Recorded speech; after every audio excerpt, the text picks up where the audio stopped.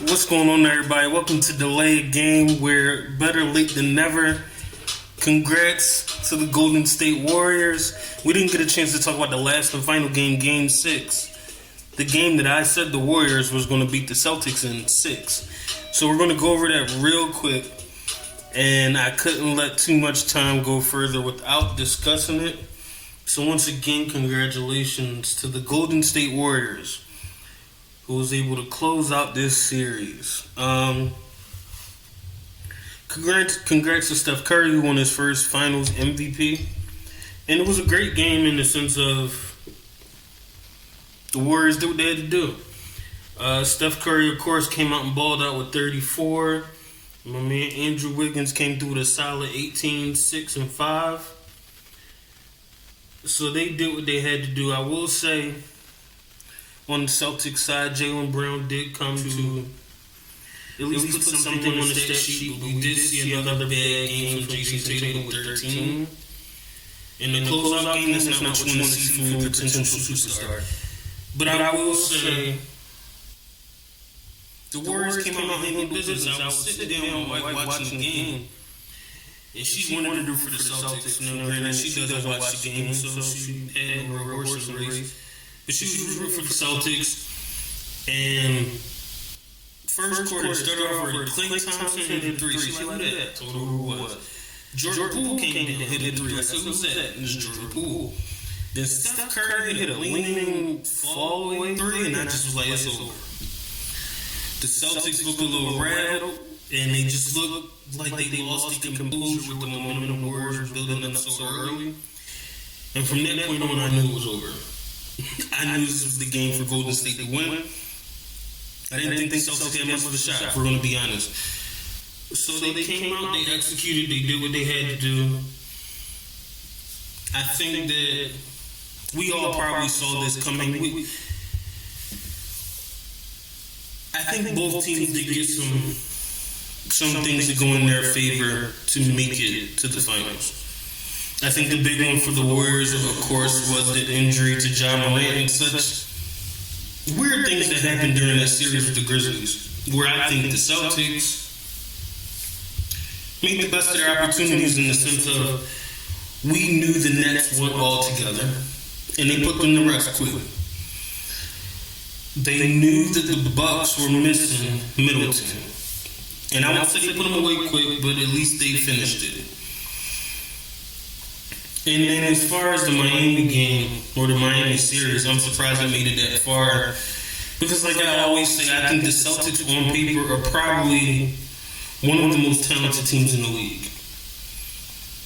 And on talent, they're probably better than the Bucks and the Heat. This will tell you that talent isn't everything. We saw injuries plague both the Bucks and the Heat. And it wasn't the easiest feat to put them away. I would say even with Golden State, whether you want to admit it or not, top to bottom, the Celtics are probably the most complete team talent-wise we have in the NBA. At least against the Warriors. I love the Warriors. I thought they were going to win. But if we're doing talent for talent, I think the Celtics are more talented from top to bottom. Of course, they got Steph, but from top to bottom, the Celtics are probably the most talented. But I think the Warriors had experience, they had composure, they had controlled hunger. I think the Celtics were hungry for it. But sometimes you can have so much loose energy that you don't know how to channel it. And when you don't know how to channel your energy, it can get you in a lot of trouble. I think the Warriors knew how to channel their energy down the stretch in a lot of games. Know when to get off hot. Know when to set a tone. Know when to really get in your opponent's head. I think they were very effective in that. So I will give Steph Curry a lot of credit, and I will give the Warriors a lot of credit because they handled their business to win this series. And to move on from this, and without delaying it any further, just to give a brief, I guess, overview and looking at how this shapes up next year. I think I touched on it a little bit last episode. I think the Warriors are still right there in contention. I think that they should be the favorite. There are not many teams I would favor over them. I would say the Grizzlies are currently their best competition, followed by the Dallas Mavericks, who did make a good move. I think they made a trade for Christian Wood, so I'll give them credit for that. I think Dallas is right there at 3. I have no confidence in the Lakers currently with the roster they have in place. I do think they have a good coach, but like I said, with the roster in place, I don't know if I'm placing them ahead of the Grizzlies or the Dallas Mavs. Denver, they just got to get healthy. They have a shot. They just really have to get healthy. They haven't been healthy the last few years, so time will tell. Phoenix, I think, is in a rough spot. We don't know what's going to happen with DeAndre Ayton. We believe they probably will keep Chris Paul. I mean, you can always put them right back in it, but until I see otherwise from them, if I'm the Warriors, I don't know if I'm fearing Phoenix. They always have a shot, like I said. I don't know if I'm putting them over Dallas or the Grizzlies right now. I think the Timberwolves are a young team on the rise, but they are just a young team. They need some time. I think the West is very competitive, and it won't be an easy thing for them to make a run. I do think they will always make noise. At least for the next couple of years, I think they'll make noise in the league. I think they will make some noise in the playoffs, but it will be difficult for them within the next few years, to really make a run. I think they need some experience. Maybe 2 years from now, maybe another season, maybe the following season or the season after that, we'll see the Timberwolves emerge completely.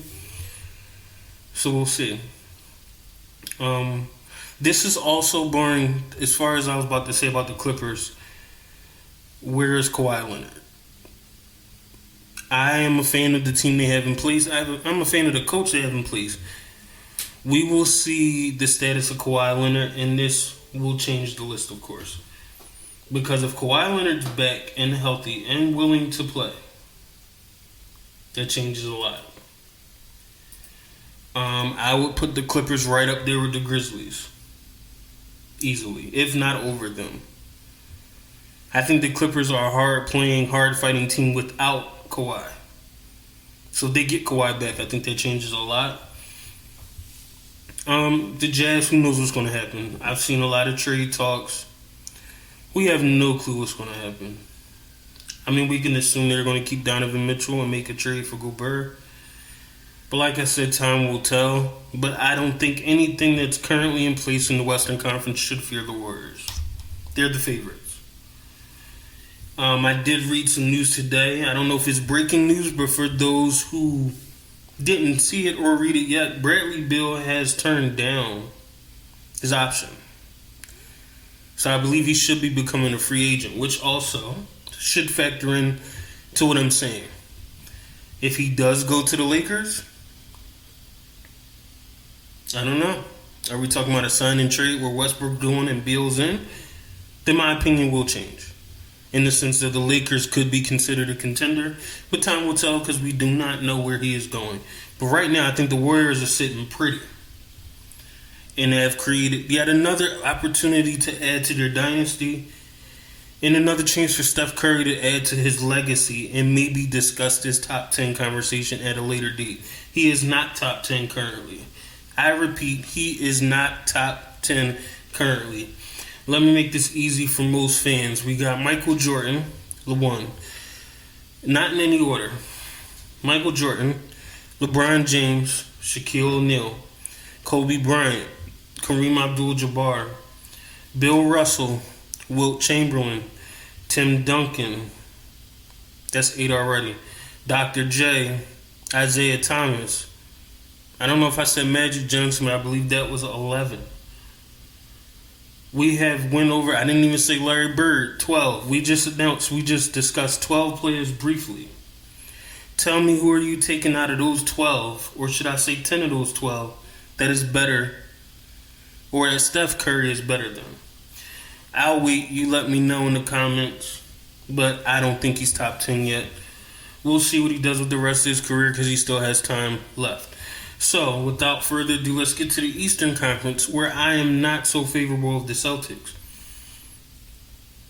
I give the credit for the Celtics for making it this year, but they will run into the same problems. The Bucks aren't going anywhere.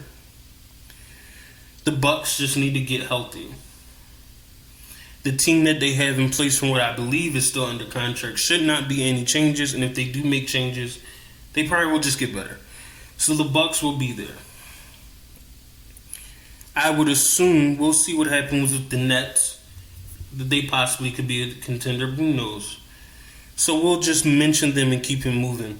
The Heat, I think, will always be in contention. I think they are one superstar away from making some noise and finally winning the championship for Jimmy Butler. Is Bradley Beal in the running for the Heat? I do not know.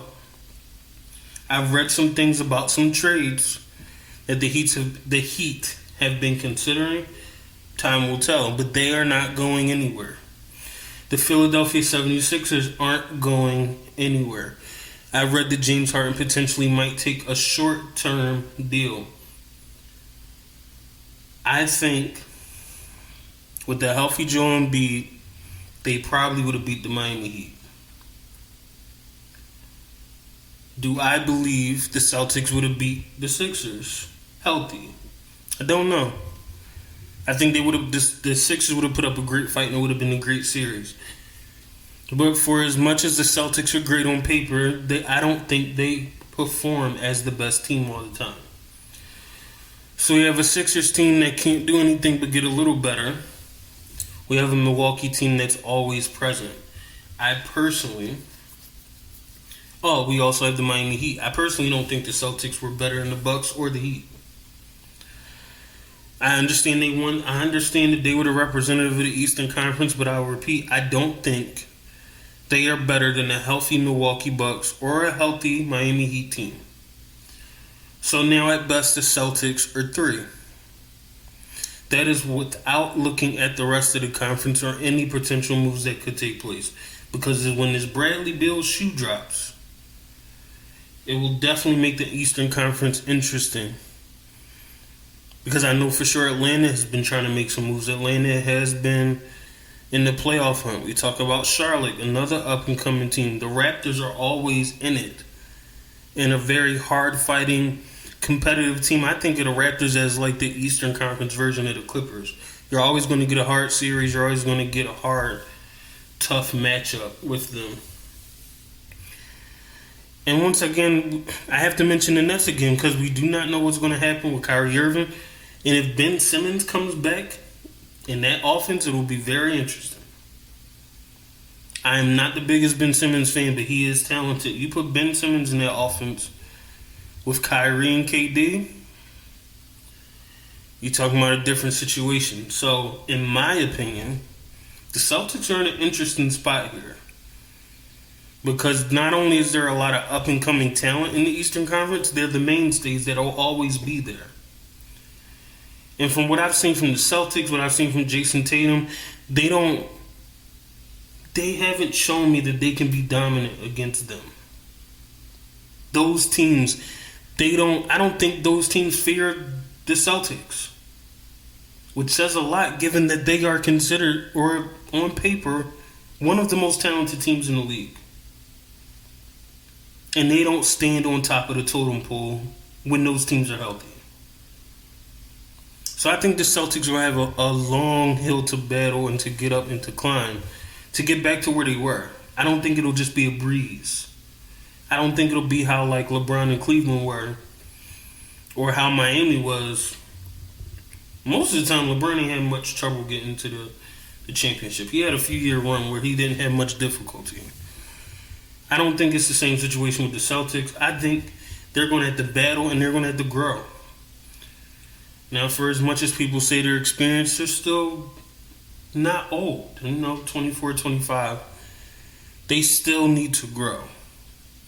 Can they take the next step next year? That is possible. But given what we have just seen, it's an early prediction. I don't see them making it again.